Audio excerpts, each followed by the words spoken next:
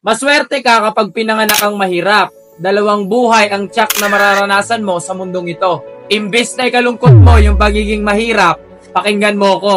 Walang sino man ang mayaman ang pinangarap na maging mahirap dahil una pa lang hindi nila kakayanin. Walang masama sa pagiging mahirap, lalo na kung nagsisikap gaya ko. Pag ako yumaman, okay lang. Pag kayo humirap, kaya nyo?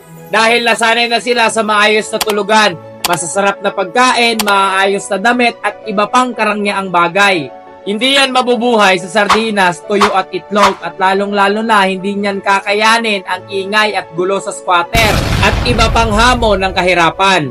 Kaya ang mahihirap ang pinakaswerteng tao sa mundo dahil sa araw-araw na ginawa ng Diyos nalalagpasan mo ng buong tapang at tibay.